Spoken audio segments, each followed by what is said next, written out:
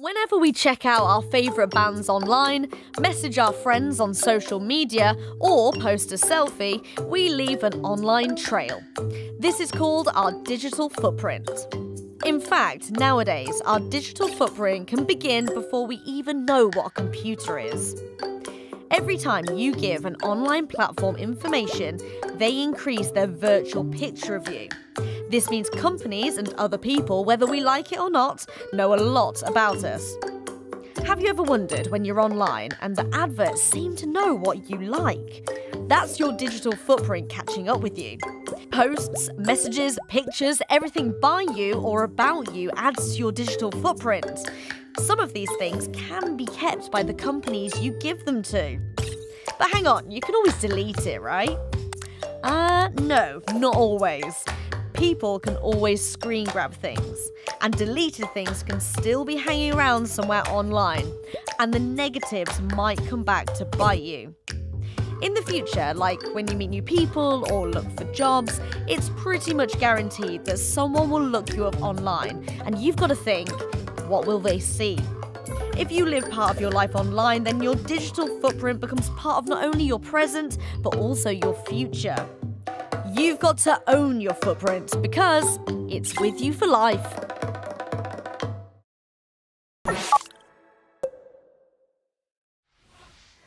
Hello everyone and welcome to the second Nikki Sia webinar, this one focusing on living in a digital environment.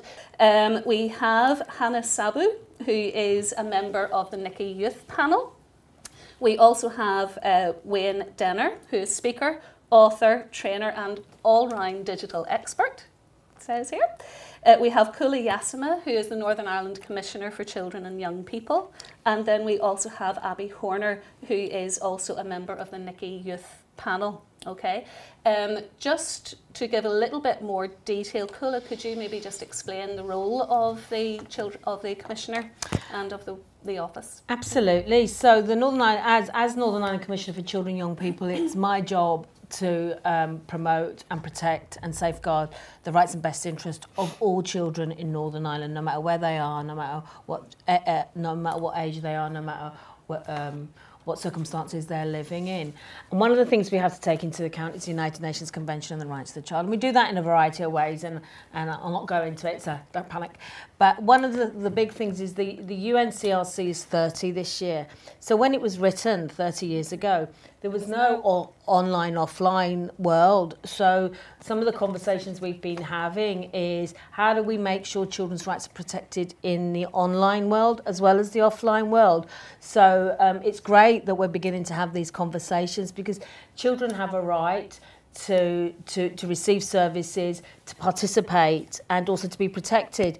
And that applies as much in the online space as in the physical space. So that's some of the work we're looking at the moment and some of the work the youth panel have been engaged in. Okay, no, thank you. And Wayne, would you like just to explain your work? Yes, firstly, good morning to all the schools tuned in today. It's great to be taking part in this live webinar today. I think it's an exciting topic and I think it's a topic that's very much of interest to everyone who's tuned in this morning because we all live in this digital world.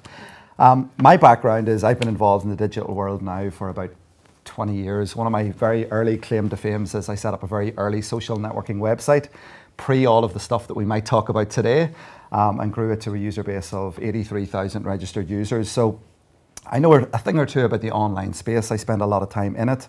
I work with a lot of different people. I work with media, I work with schools, I work with government in some cases, and I work in different parts of the world as well as here in Northern Ireland.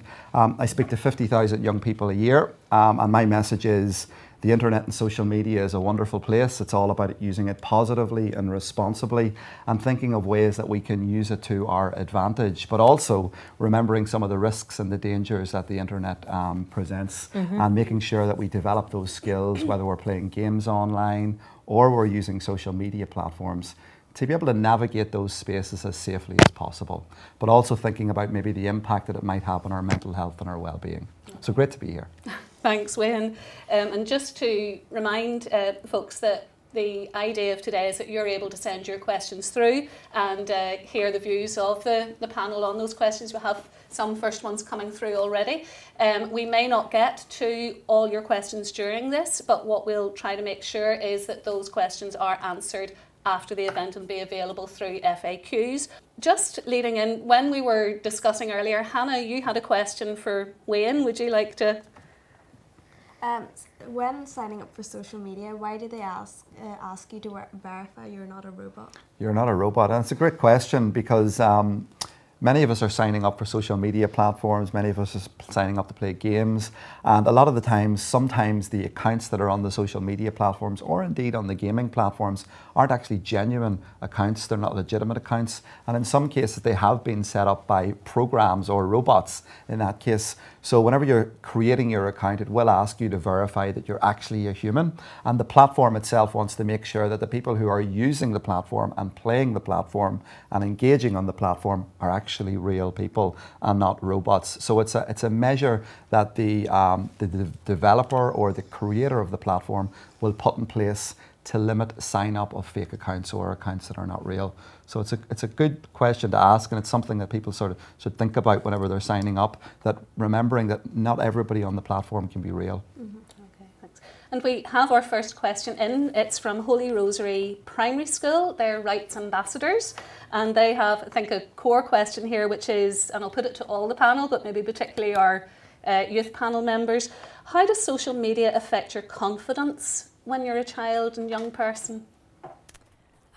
I would say that obviously as you first come onto the platform, it can be quite daunting in a sense because there's so many different things going on. There's so many people, and these people, especially what we would deem as social media influencers now, post pictures of an idyllic life, and obviously in most cases that's not actually the truth, but it leads young people to making comparisons of themselves to these people, and why aren't they like this, why don't they have this, why can't they experience this, why don't they look like this, which is usually a big one, playing into body confidence.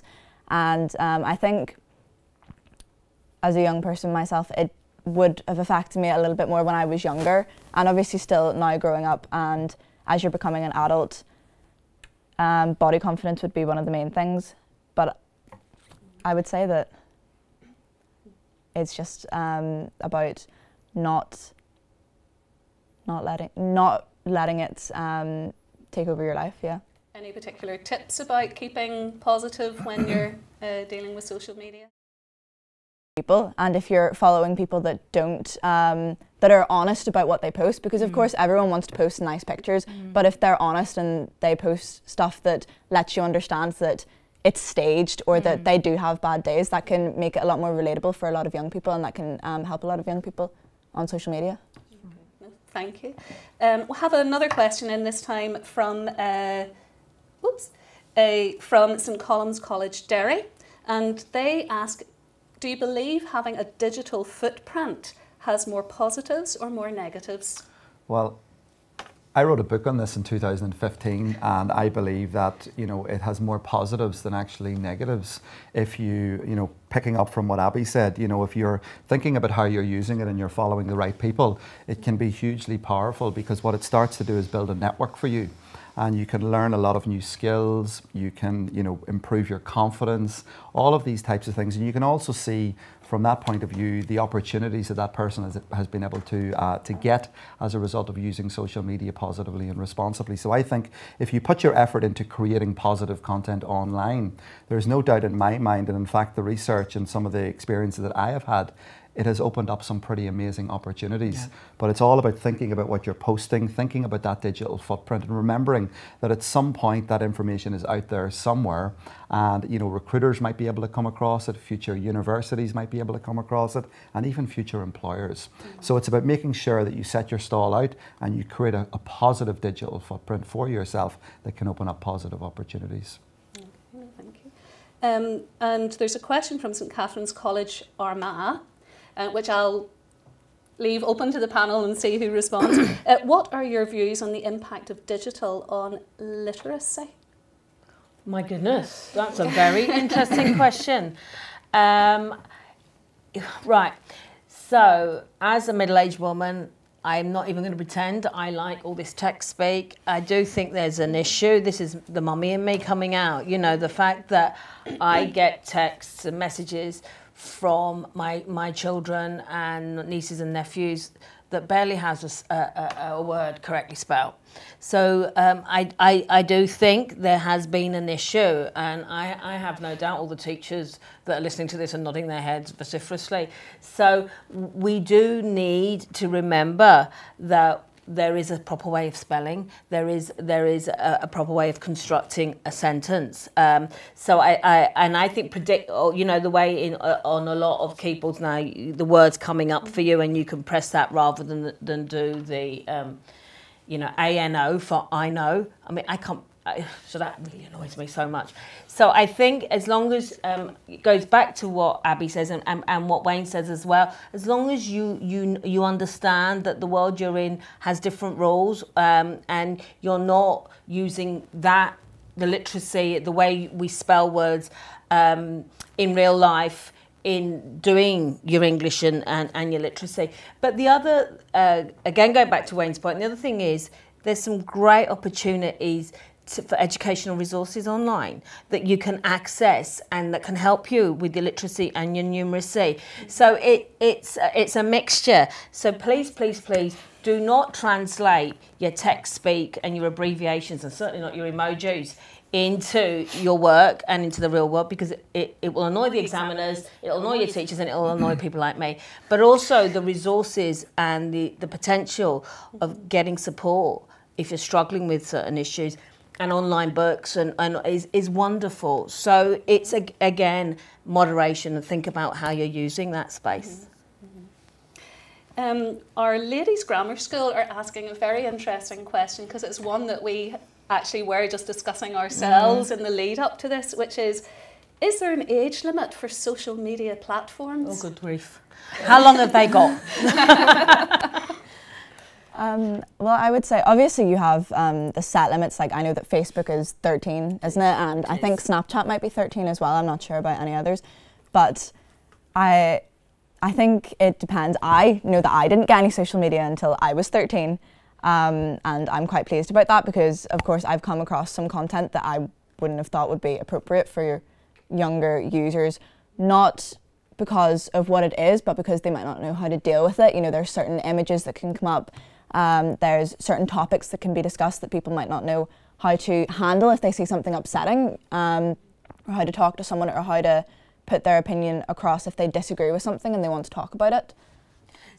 This is a really important issue, and if it's the Our Ladies I'm thinking of and it's in Uri, then you don't have to go very far to be in the Republic of Ireland, and we have this thing called the Age of Digital Consent, and in the Republic of Ireland it's 16, in the South it's 16, and here in Northern Ireland as part of of the UK it's 13. So there's a whole issue around how that's managed.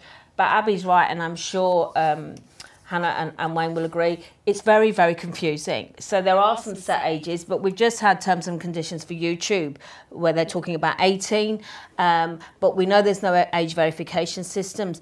What I would say, particularly for those of you in primary schools and under 13, if you want to go on social media, talk with your parents, have that conversation with your parents, and parents should be monitoring it for all the reasons, because we're not yet able to fully control what our children see. So 13 is roughly the age, but for some sites it's older. So I think WhatsApp is probably 16, and like I said, so it changes. But in the UK it's 13, and in the South it's 16 is the legal age in accordance with our GDPR.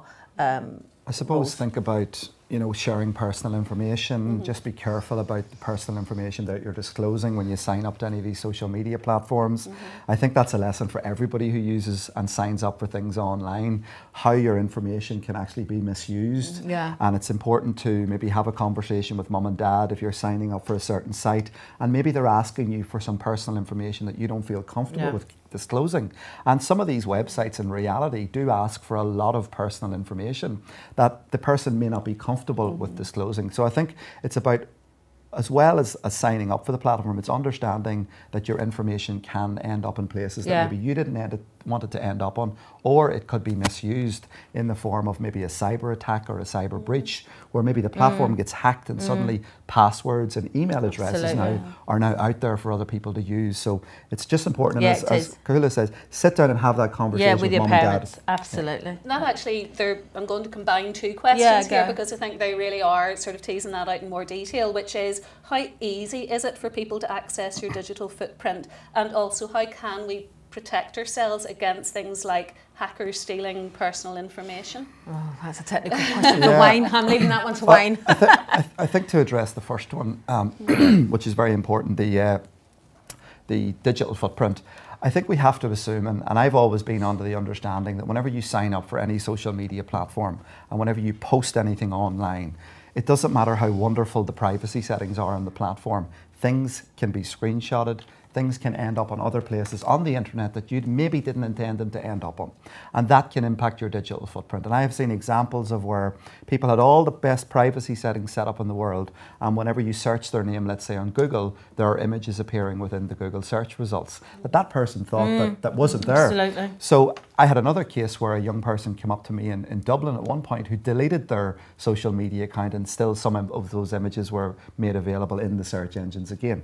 So I think we have to just assume when we sign up for any platform at all, we create that digital footprint. It's what that digital footprint looks like is the most important thing to remember. Absolutely. And how it's going to influence people in the future. The second question on the hacking is, there's data breaches happening about every day now. There's a new data breach happening every day. There's a new website which has been compromised.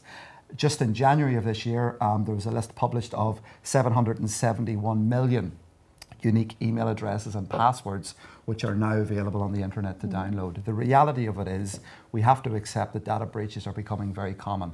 We have to make sure that we set up strong passwords, implement two-step verification, we make sure that our email address isn't easily found online, and if we are made aware of a data breach or somebody has gained access into our Fortnite account or our Roblox account or our social media account, we take action to go in and change those passwords right away, but we also have those two-step verifications set up to make that account more secure. So just some practical things people can do. Do you want to say something? As part of Nikki, we looked at the terms and conditions of Instagram, and we found that once you post something on Instagram, Instagram owns your photos. So Yeah, and you can't do anything because once you obviously sign up and you have to agree to their terms and conditions, that's it, and it's out there and you don't own that photo anymore.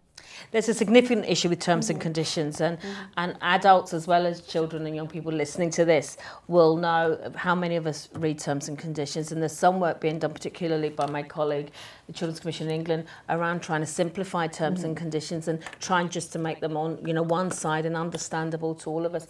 But just to say, the rule I was always given when I first started on social media was, if you're not happy to stand in the middle of the road with a megaphone and say something, then don't say it on social media. So the rule is, if you're prepared to do it in the middle of the playground with a megaphone and say what you're going to say and show the pictures to people in the playground, then that sounds like a sensible thing to put on social media. But if you put something on social media but you're not happy to share it in the physical space, don't do it. Just don't do it, because you should be able to stand over everything. Interesting question from Rathmore Grammar. How is the age of consent to access social media checked by these companies? That's the issue. Huge issue. It's not. That's the short answer. And there are steps to try and implement technology solutions which will help with the digital age of consent. But the reality of it is, it's very, very difficult for the social media platforms to verify. It's easy for people to set up fake accounts. Myself and Hannah were talking about this earlier on, about those things that you see and those people who are sending you connection requests. So it's going to be a difficult challenge. It is. And this is where parents and trusted adults and carers come into it.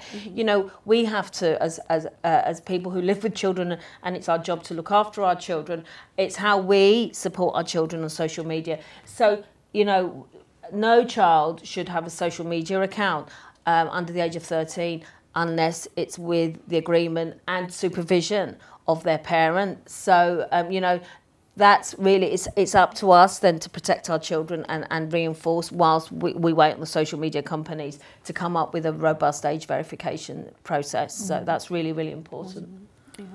Yeah.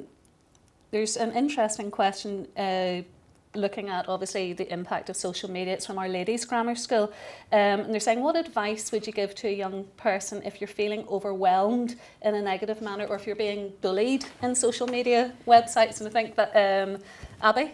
I would say, obviously, a lot of people, and I know a lot of adults would say just take a step back, just don't go on it. But as me and Hannah discussed earlier, that's not how it works, and it can be very difficult to take a step back from it, especially because a lot of the time you don't want to be seen as missing out, and you don't want to take a step back because of what your friends might think, or what you might not be able to see, or what you might not be able to post. But I think what everyone needs to understand is that there are, well, meant to be systems, tried and tested systems in place to help you if you're becoming overwhelmed, and help you if there's something that you're not comfortable with, and you need to speak to someone about it, because at the end of the day, you don't, just because you're having a problem does not mean that a parent or guardian or trusted adult is going to completely take you off that platform. There are ways to allow you to still enjoy the experience with your friends and still enjoy whatever it is that you're enjoying on social media while it is being safe, and so you can best protect yourself and your mental health especially,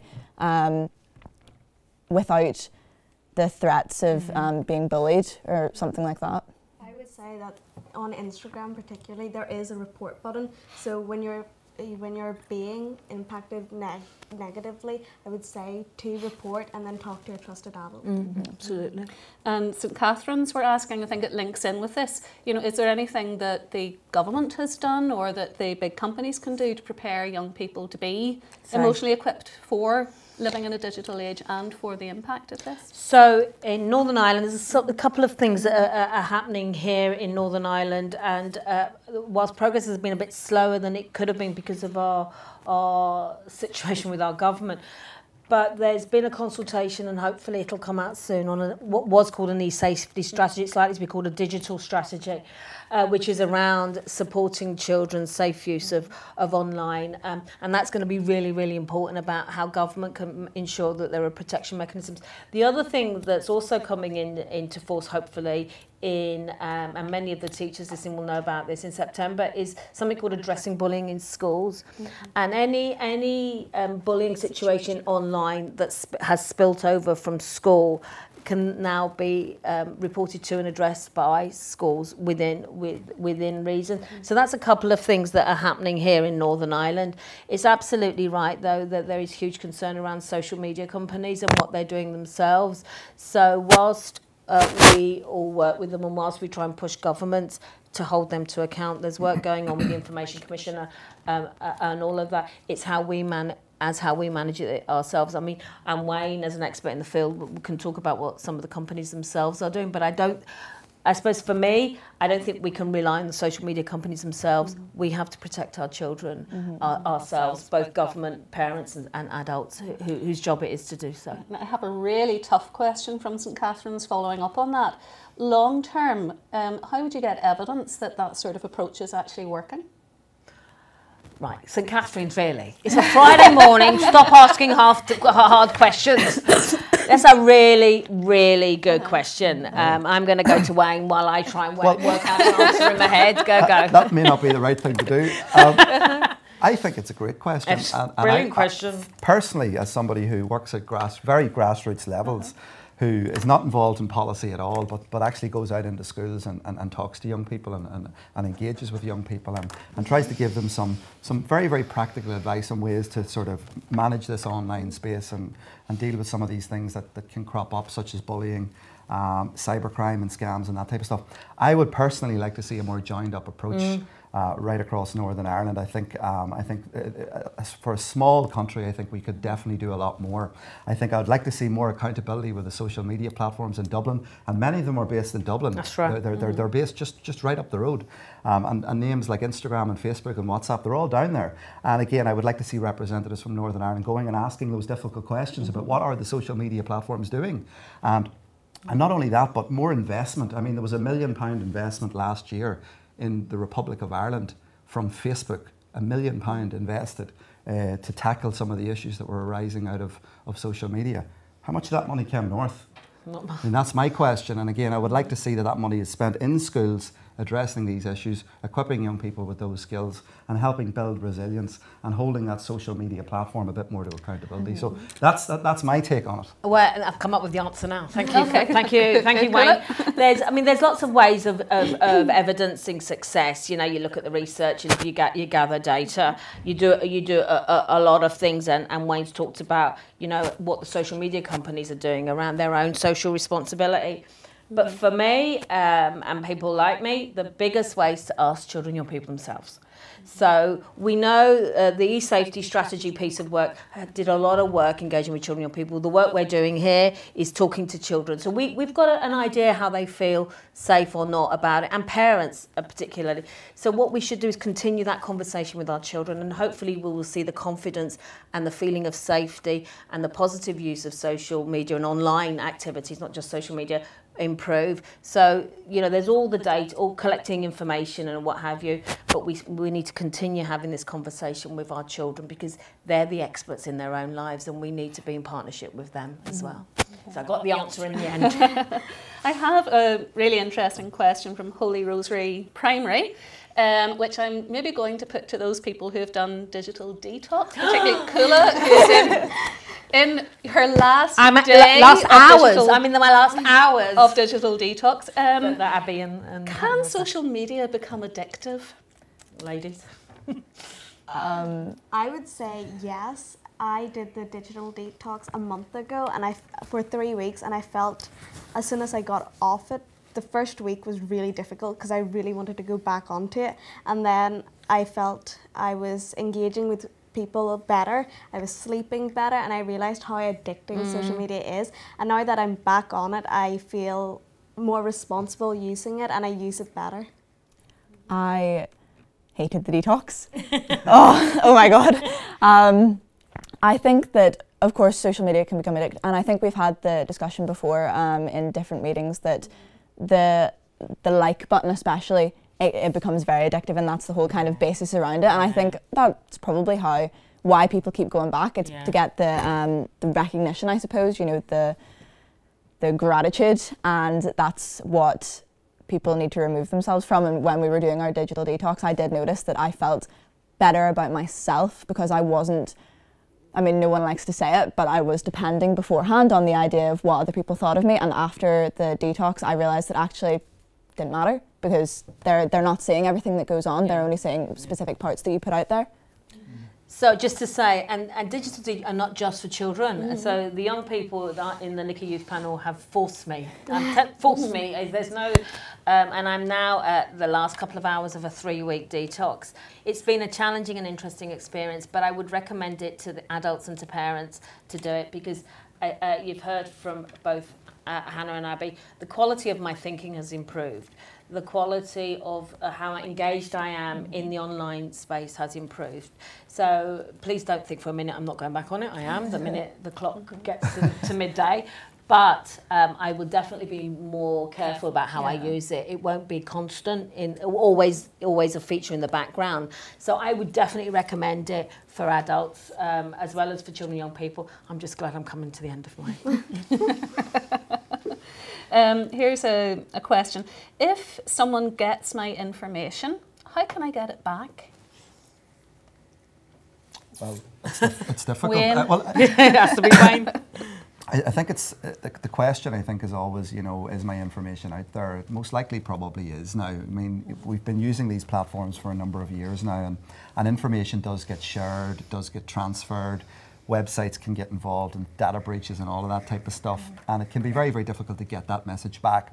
I think it's about damage limitation, making sure you have strong passwords in place, make sure you're aware of the personal information that you're disclosing when you sign up for a gaming platform, and just be careful about the questions that it's asking. And again, going back to that point I made earlier on, if you don't feel comfortable with disclosing that information, maybe go and speak to an adult, mum and dad, and see if there's information that they might be able, or maybe even they might be able to help you through that process or set that account up on your behalf so that you're not having to put your sensitive information out there or your personal information out there. So I think we can do a lot about it, but it's very, very difficult because the companies and the platforms themselves ask for an incredible amount of information when you sign up for them. And it's hard to avoid giving something. It's where that information's ending up and how it's being secured. On a slightly different tack, coming through, obviously fake news has been very much something that is in the news at the minute. For young people, how, when we are engaging with websites, with information that's out there, how do we tell what is real, what is fake, you know? I would say just because it's on the internet doesn't mean it's true. You need to, I would say, look for respected accounts to get your information. Don't go for an Instagram account that tells you this is the right thing. Go for respected people or ask adults about the news you're hearing. Check your sources. Just because your friend says it's true, I'm telling you, it does not mean it's true. You should always fact check, because then if you come across a news story or something like that and you want to discuss it with someone, you need to make sure that you have the right information to discuss, because you then don't want to be spreading the fake news. And so I would just cross-check your sources, and as Hannah said, make sure that you're using respectable and hopefully honest accounts to get your information from. Think before you share, I think is the big one. You know, just sort of, as you guys already said, I think that's so important. It's just fact check stuff. Follow those accounts, get that trusted news source coming from a reliable source. And just because it's available on the first page of Google doesn't necessarily mean that it's actually true or real. And think about whenever we share something on social media as well, maybe it's about a friend or somebody we know, and maybe, you know, it could embarrass them, it could be a hurtful piece of information, and just think about how that might impact not only your reputation but their reputation as well. So I think it's all about being respectful when we post and we share things online, because it can impact and hurt other people. Okay. We've had a lot about how to keep yourself safe and maybe potentially the dangers or the downside of social media and technology. What about the positives, and you know, how can technology help with future careers, with future life? There's so many positives. I know a lot of the time we kind of fearmonger, especially adults among young people, because there are downsides and you do need to be protected, and there are things that of course can be really, really damaging to you personally on the internet, but at the same time you can use it. I know a lot of UCAS, like for universities and stuff like that, all of that is online, and I can have a look at different schools, I can research different opportunities. With Nikki, all our information's online, you know, you can check that out. And I think that when used responsibly, it's a brilliant source of information. It's a brilliant way to keep up with people that you don't get to see very often, and that in turn helps you build connections and helps you stay you know, connected to the real world, even if it is digital. It's a great source of information, as long as you check that you've got accurate information. It's a great way to make connections. It's a great source of help. You know, we've talked a lot about mental health, and whilst we do know that social media can damage mental health, but we're hearing a lot of reports from young people saying, I actually went to a social media site, a trusted social media site, and got a lot of support and information, as well as, and often the good help sites will always say, speak to an adult in the offline world as well. So you've already heard around careers, around education, around learning, and around connections and making friends. And it's the great leveler as well. So children with additional needs or disabilities can be themselves and not have that disability sometimes as a barrier to other children and young people making connections with them, as long as the sites are accessible and straightforward to use for them. So it can be a great thing, but like all things, including crossing the road, we have to take precautions. So it's how we do both, but you will never ever hear a sensible adult or young person say social media and the online world is a bad world. It's not. It's just how we use it, and it has so many doors, and it's just walking through them. We need to know which ones we're walking through and why we're doing it. I've been an entrepreneur for 20 years. Social media and the internet has been integral to it. It's helped me learn new skills. It's helped me build confidence. It's helped me network with people right across the globe. I mean, I travel extensively throughout the world. A lot of my connections and my work requests come all in through social media. I mean, if I was like a teenager now, and the things like LinkedIn, which allows you to build your professional network now and connect with all these companies and organizations like the Googles and the Facebooks, and not even them, but other companies as well, that wouldn't have been possible 15 or 20 years ago. You can now engage with these companies, you can ask questions, and that you can learn so many new skills, even from YouTube. Like, my analytical skills have developed immensely because of the programming languages that I've been able to learn from watching YouTube videos, like languages like Python, PHP, all these sort of languages that wasn't taught to me when I was actually in school, because we weren't learning to code back then. You can now get all this information at a click of a button, and you can learn some amazing skills, and you can showcase that. I learned to make curtains on YouTube. So Dwayne was doing his business. I learned to make curtains and made bedroom curtains and bathroom curtains on YouTube, from YouTube. I would say for me, social media is a great way because I'm Indian, and I find social media a great way to connect with my culture and find information and keep connected to people in India. And then also during my GCSEs, I used online a lot, the internet a lot, to figure out things to do, especially maths. I hate maths, so I used it a lot to figure out all the different kind of questions. And then also even for Nikki, when I found out about it, I went online, looked at their website and checked, is it something I would want to do? And for universities, you can look at their website for their academic courses, but then you can also look at their social medias to see what their social lives are like. Okay. Kulu, you're mentioning about technology being the great leveller, particularly for pupils with additional needs. Question from St Catherine's, are there programmes available for more vulnerable students or those with special needs to keep them safe in the use of the internet? I think there are. Right, St Catherine's, just stop asking hard questions. I think there are. I think there are not enough of them, and also it's not about programs for me. It's not about programs protecting vulnerable. It's about the internet and the physical space being okay for everyone. And it's not that you need to do additional stuff. It's you need to make sure that people, like I said, can walk through that door. What we will do is we will find those programs, the ones that are verifiable, and we will post them, to give some detailed information. But it is again how we support children to do that, because there is some evidence that shows that particularly vulnerable young people, those young people with additional needs, aren't as comfortable in the online space, particularly in this photograph world that we live in, or if it's dependent on having quite advanced technologies, really good phones that take really good pictures. If you haven't got much money, you can't do that. So we do need to look at ways of making sure it's a great leveller. So, but yeah, there are also some really good packages that are a bit hit miss for children with disabilities, particularly visual and audio or hearing impairments, so that they can again engage with social media. But we'll see what information we can find them and then put it across the two websites.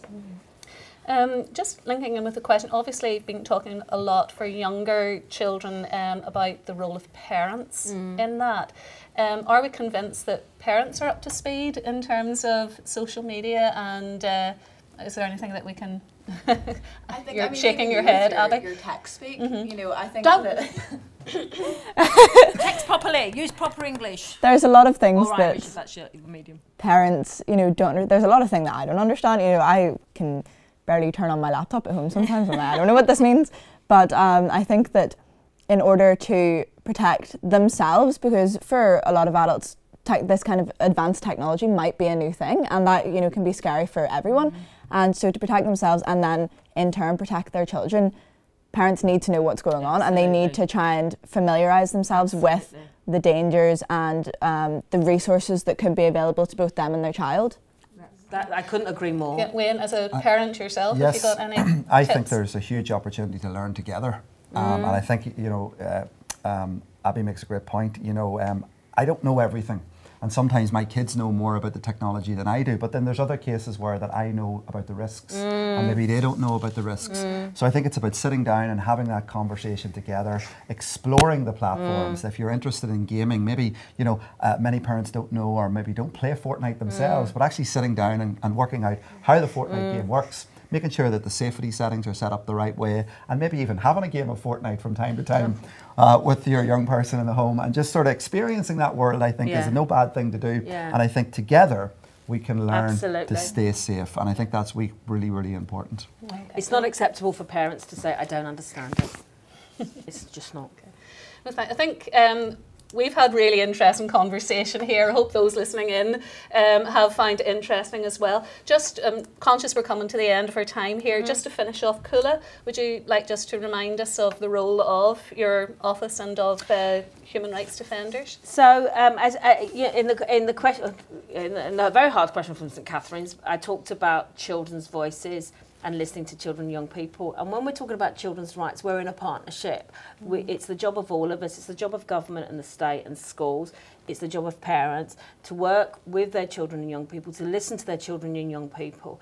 And sometimes the best defenders of our rights is ourselves. So children are human rights defenders, and it's how we as adults give them that space and work with them. It's not that they have to go off on their own, is we go with them, but you know, we're going to show you a wee animation, hopefully, just to show. And what you've done today is you have been part of the conversation defending your human rights. To all, you know, whether you asked the question or not, the fact that you took part in today is about how you protect and promote your rights and understand your rights. And those rights ambassadors from Holy Rosary, who I think I'm going to meet in the next coming months. That it's not just you, it's all of you are human rights defenders. So welcome to the club. Thanks, Kula. And look, I would like to thank all of you for your participation. So have Abby and Hannah from the youth panel, Kula is the commissioner, and Wayne as well. Thanks for everybody for your input, and thanks to all of the schools for the really interesting questions that you had sent in. I hope that we got to most of the questions or covered at least the areas that you were interested in. Certainly, if there are anything that we haven't been able to cover, we will be posting those up on the FAQs later, along with the webinar as well, along with lots of other resources on the UNCRC hub, which is accessible via both the Nikki and the SEA websites. So thanks everybody for tuning in, and we're just going to close now with the showing of the animation that Kula referenced, which is about children and young people as human rights defenders. 2018 marks the 20th anniversary of the UN Declaration on Human Rights Defenders. This says that all children should be able to not only defend their own rights, but also be free to defend the rights of others. Rights are unconditional. This means they can never be taken away for any reason. The United Nations Convention on the Rights of the Child states that children have the right to be heard, to freedom of expression and access to information, as well as rights to freedom of association and peaceful assembly. Article 42 says that you have the right to know what your rights are. Children can play an important role in defending human rights locally and internationally. Standing up to bullying, being part of a school council, campaigning to protect the environment and challenging decision makers are only some of the ways that you can defend your human rights. Nikki, the Northern Ireland Commissioner for Children and Young People, can help you get the support and recognition you need to become a human rights defender.